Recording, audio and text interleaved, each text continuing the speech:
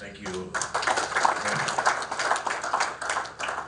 The Chairman, House Committee on Health, the irrepressible Honorable Yusuf Sununu, who has been an ally, a friend, a dependable ally, particularly in the area of health matters. I thank you for your stewardship and for what you've been able to do in the last year and a half when our paths crossed. I have no regret that I appointed you as the Chairman Health. And of course, it goes without saying, my friend and my brother, Dr. Babatunde Adejare, who deputizes, who works with you as your deputy. One of the best teams we have in the House, between the Chairman and Deputy Chairman. That's one of the best. Honorable Rotimi Agusbe, thank you for all your support. I must thank the Minister, or acknowledge the Minister of State for Health, Senator Mamora, now Pastor Senator Mamora, going by the speech he delivered. I always call him the most distinguished, because the Senate has always been full of distinguished members. But anytime I refer to him, I say the most distinguished of them all. And I'm sure you all. The Honorable Commissioner for Health in Lagos State, Professor Akin Abayomi, who by sheer providence has become a household name and a permanent fixture on our TVs, wherever you may find yourself in, not just in Lagos State, but in Nigeria. That itself is a good thing, but it has its downside. We hope we don't get to see you too often again on TV. You know what I mean. Once we don't see you, we know the pandemic is over. Well done, and thank you very much for all you're doing. The President, Nigeria Medical Association, thank you for your dedication and your commitment to the health of Nigerians. God bless you. Of course, I think we have the registrars. We have other medical personnel here, one of whom is also my sister. Thank you. Thank you for holding the flag high. That is a form of lobby to the Lagos State government. Government secretaries, guest lecturers, invited guests. I'll go straight to my prepared text.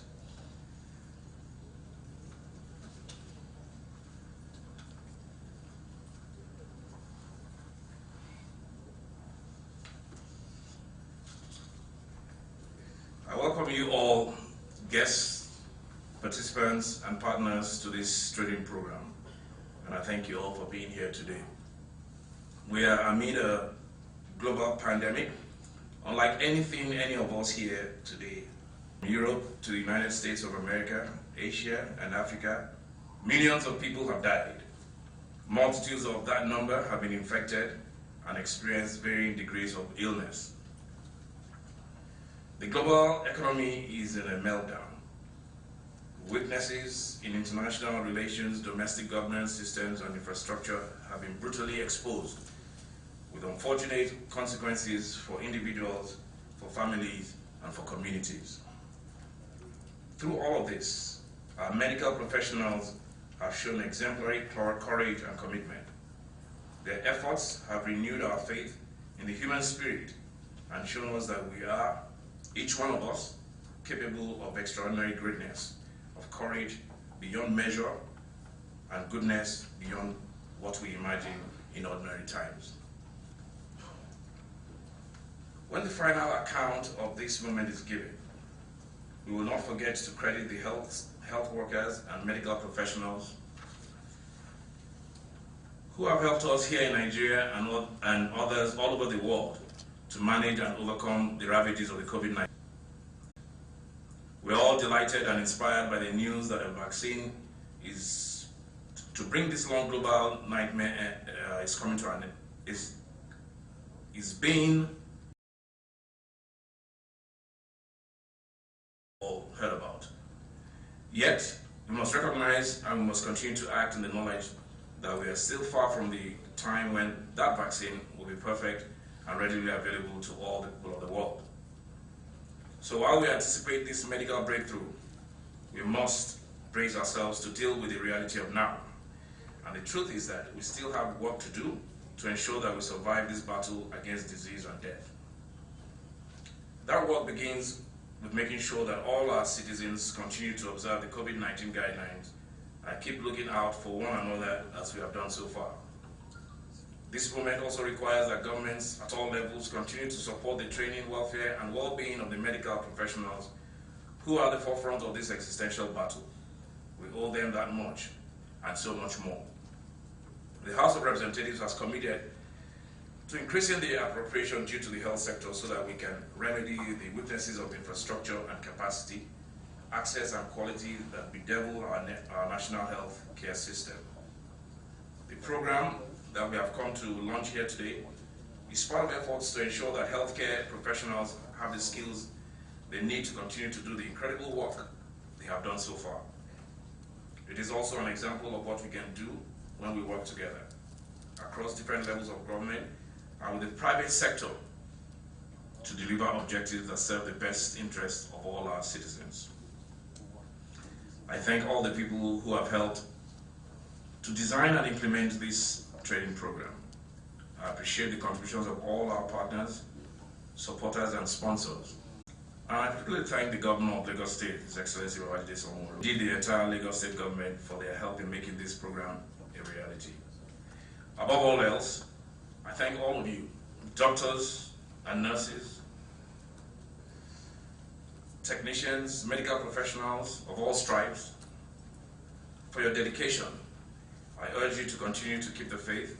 Rest assured that you have both the judgment of history on your side and the gratitude of a grateful nation. Ladies and gentlemen, the human capacity for survival is intuitive. Between that, the many and varied crises we now face, stronger than we ever were before. I look forward to it all and to seeing you on the other side when the world is free of this virus. Right now, through the instrumentality of the budget, I'm putting up a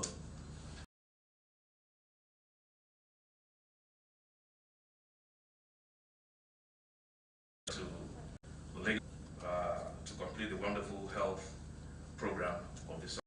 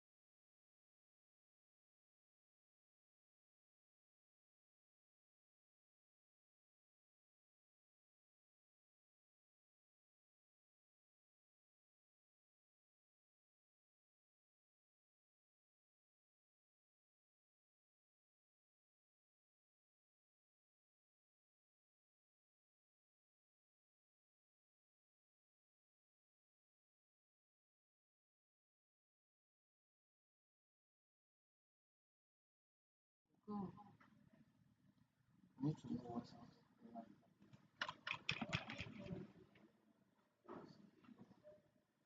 need to check for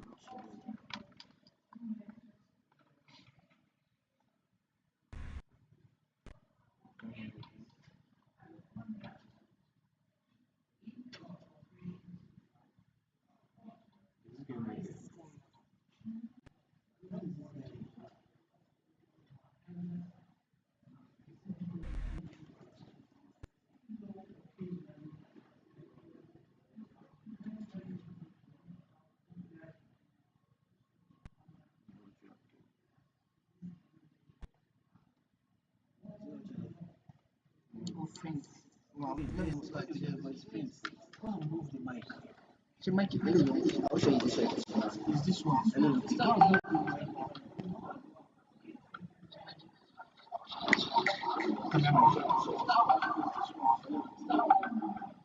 The mic, right?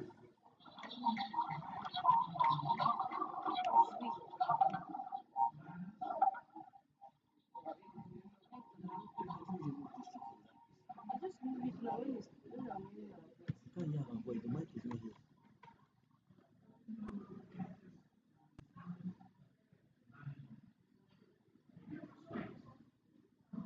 What you looking for? Can't hear our voice. You remove it. If you remove it, you hear this mic.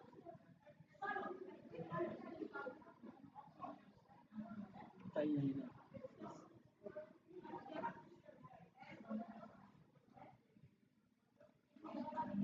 What are you?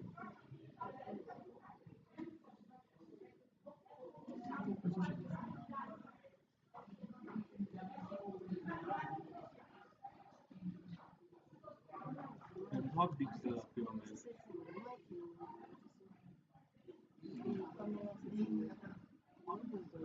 Yes, sir. Nothing.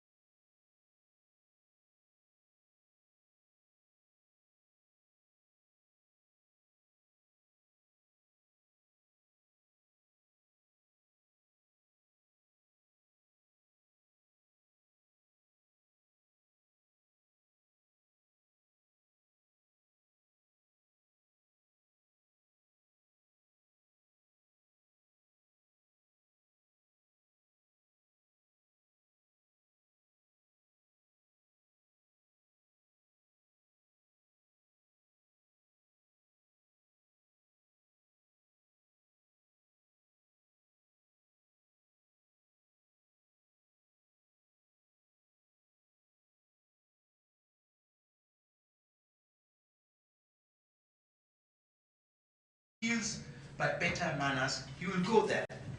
I think we want to think carefully about this and listen to the comments of members of the wider society as it relates to us. I'm aware of some very good gynecologists up in Kano, and I hear my wife and her friends talking. Oh, she's such an excellent gynecologist, but her problem is even before you start to give your story, she has started writing what prescriptions to give you. People have also said that this doctor is good. Unfortunately, he doesn't seem to respect people or their norms. The same thing about nurses. Awful comments of nurses that should never have come. During labor, a woman is grappling with pain. Instead of comforting and thanking her, some terrible comments come. Why are you worrying? When you're having wonderful time with your husband, didn't you know this sort of thing would happen? Could you imagine some of these things? But they are true. Patients report them. So it's not that they are happy with you. You have given delivery. This memory is there with them. Just as the speaker was trying to draw our attention to rather politely. Next. So the implication of professionalism is respect for rights and norms and expectation of the service consumers. We often assume that when we make the curriculum, when we go out to give our nursing care or medical care, it didn't matter. No matter what we give, should be accepted. No.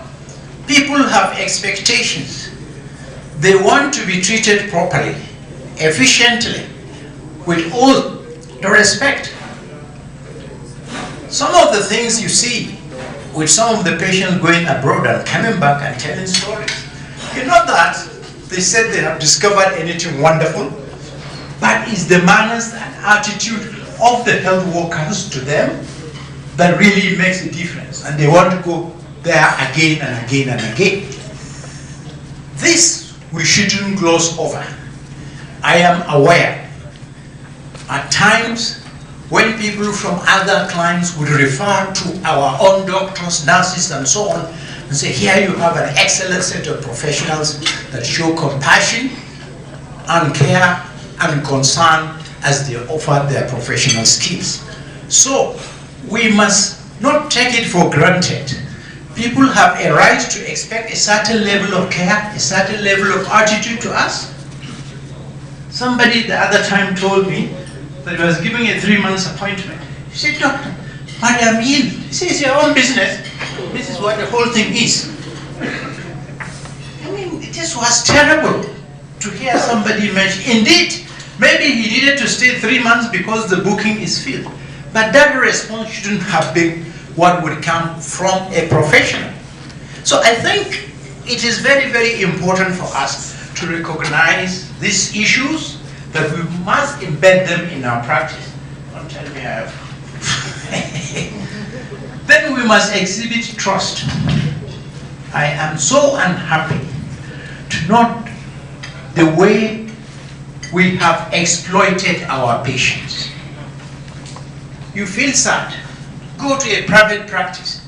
Yes, because I'm a billionaire, then I must be charged many, many times more.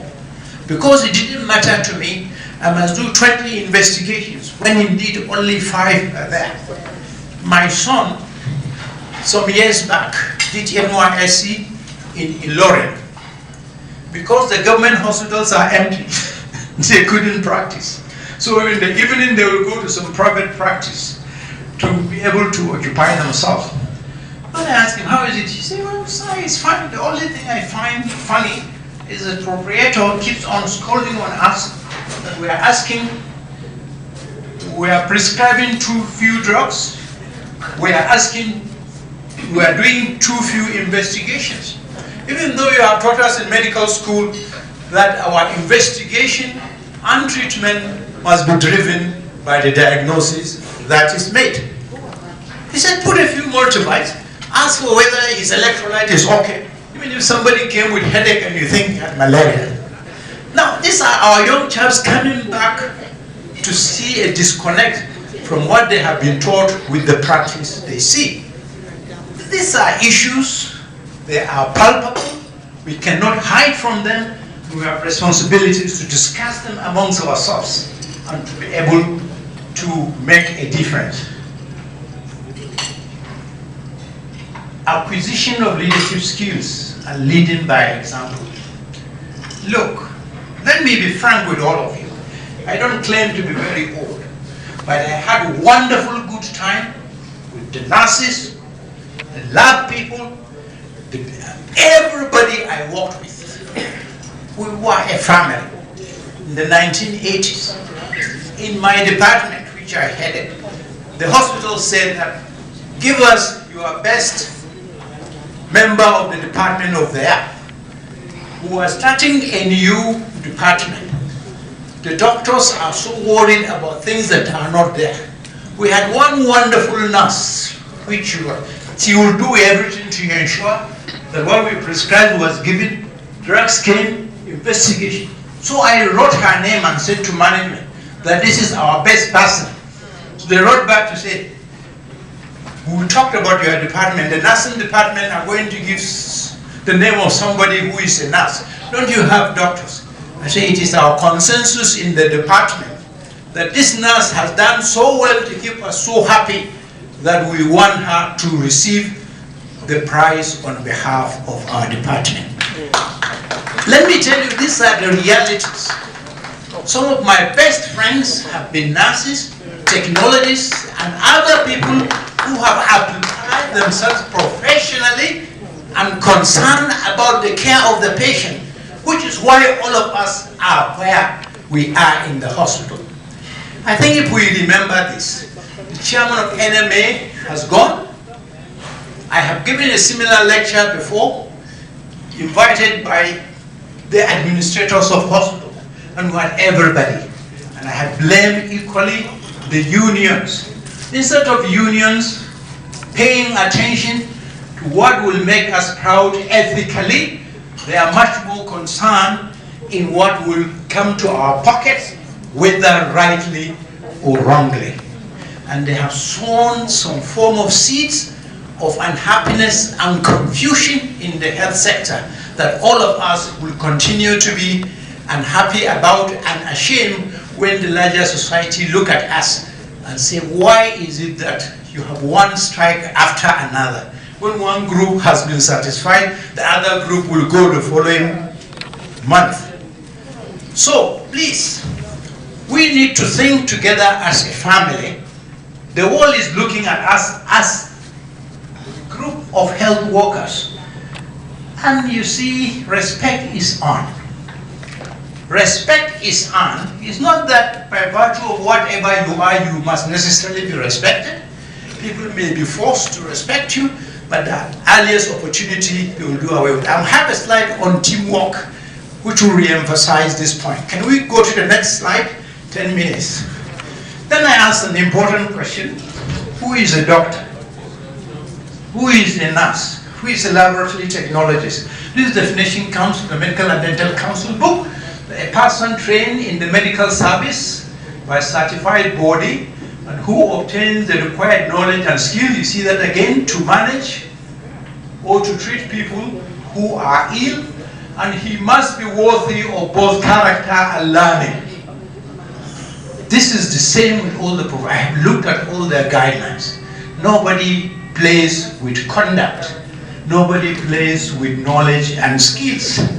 In addition to above, it has said that he needed to be currently licensed by the medical profession, nursing profession, medical profession, to ensuring, yes, he has maintained his knowledge, he has maintained his skill to be able to be trusted to offer care to innocent people who assume entering every hospital, every clinic, every private place is appropriate because they assume the knowledge, the trust, and the skills are there, which may not necessarily be so because of the dynamism of our practice and the need for us to be up to date which we don't so often do.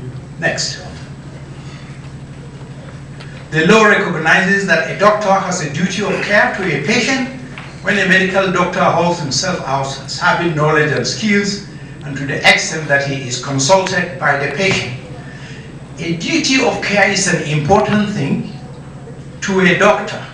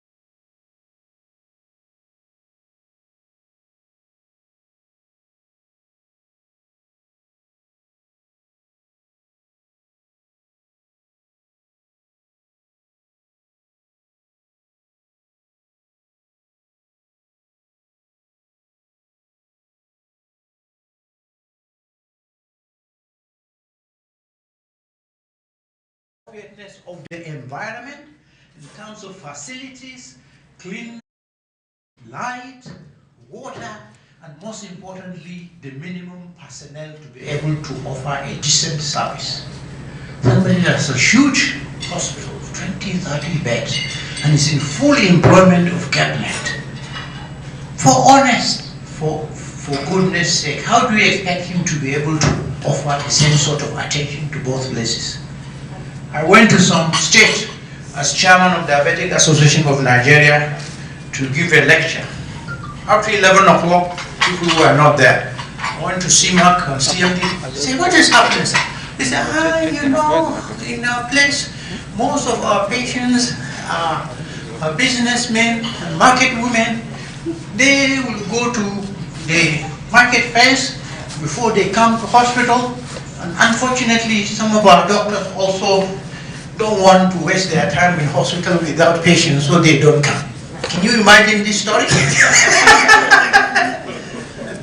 What obviously was happening, these people were going to their private clinics before coming to hospital. This is not acceptable. And we cannot continue. The Medical and Dental Council Register will talk to you, I think, on Tuesday or tomorrow. If you want to do private practice as a doctor, you can do a clinic when you are free, not a hospital with patients that occupy your time when you are in another full. This is so clearly stated. And when we have problems, people coming to the Medical and Dental Tribunal, you don't show mercy on these people who have underplayed. Yes, because people have suffered, because they have trusted you. You are a doctor, you are knowledgeable, or you are a nurse or something. They have come to you. They are weak, they are vulnerable, but you have not demonstrated fidelity. This is not acceptable. We must know that improper conduct is enough to have your name stricken off from the register, just like improper knowledge and skills can do that. So our environment is not so good, a lot of patients, inadequate manpower, environment not so good, and yet they want us to perform wonders. Even the best of doctors has a limit to which or nurse to be able to attend. Increasing fatigue is something you wouldn't know when things would happen. That the nurse, instead of giving 2 meals of something, she gives 2.5 meals or 3 because she is fatigued. So, there is responsibility to ensure the environment of practice is okay, including ensuring you have adequate manpower that is properly trained and with opportunity for younger ones to learn. In the absence of that, it is ethically unacceptable and morally wrong to expect staff to do wonders in that situation. Bringing us here to discuss this is good. We are at the center of the care. If nobody cares about healthcare, whatever the situation, we should be the ones. But there is a limit to which we can perform if the environment is not appropriate. Okay? So, what am I suggesting? I think this is deliberately done so that I will stop. But the lecture is about 35 slides. You look at it. But in the end, if we want ethical practice, if we want to ensure that we are performing and these health outcomes improve, there are roles for everybody. The patient must be educated. This pandemic has shown us that our level of health education is so terrible. People deny this. They say it's witchcraft, it's not there, and so on. In my place they say, look, we know what is cholera, we know what is pandemic. This thing, nobody, something, and you say we should stay in the house, we will not do that. You said we have some magical things, some people have it, we don't see illness, and you said that we shouldn't go to market. We have a quantum of work to do in improving the health education. That is why we see late presentation in hospitals. People who should not come and die because they have not come. The alternative medicine people are doing their best. We must try and regulate that. Accessibility to care, affordability to care are paramount and important. I have a worker in my hospital, but for NHS, she has hypertension. They write drugs for her every 2 months costing 10,000 naira. You say, bring 1,000 naira. The system has taken care of 9 and she'll be going in the hospital looking for money to get 1,000 naira. So, these systems are good, but it tells you the level of poverty in our setting. Something must be done to make sure healthcare is accessible, affordable, because of the justice. I know it's a big aspirational thing, but we must do something about it.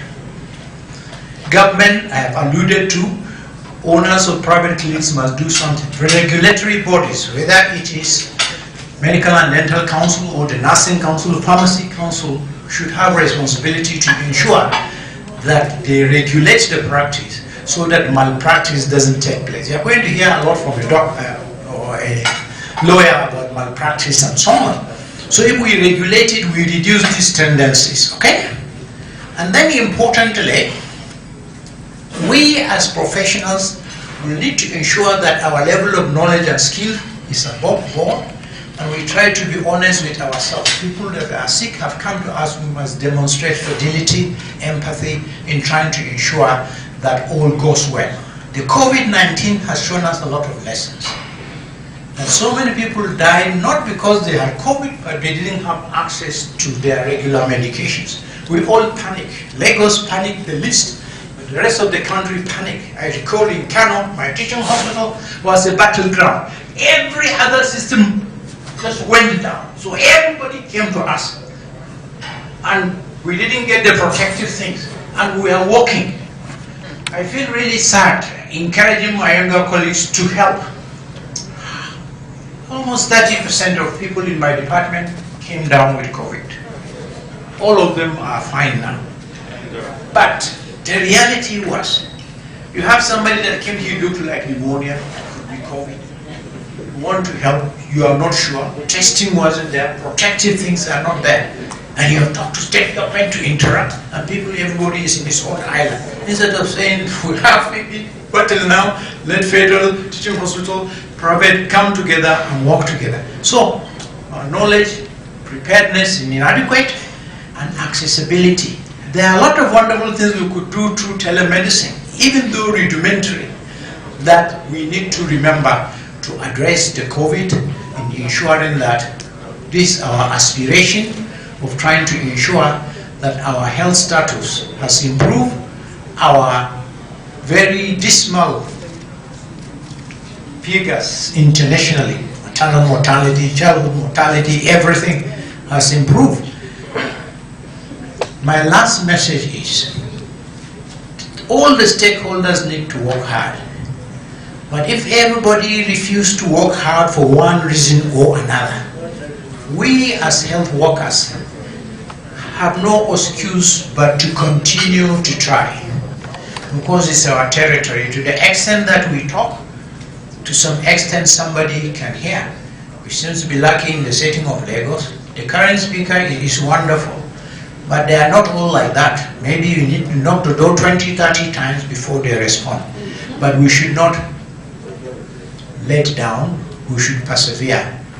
And under the spirit of teamwork with appropriate leadership, recognizing the role of everybody and his right to participate in the team, and being concerned about his or her welfare, and clearly demarcating goals and targets. Together, we should win this battle. I would like to thank you all sincerely.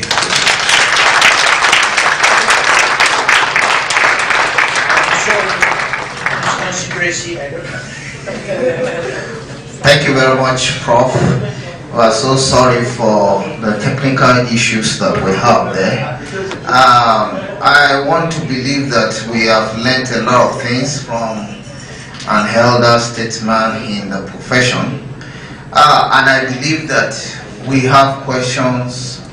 The topic is a very critical topic, talking about achieving quality care through ethical principles. So please, I want to request, if you have questions, some areas that need clarifications, please can you just raise up your hand. We want to quickly take that for the next 10 minutes. One. Do we have another person that want to ask questions? All right, we'll take that question. Thank you.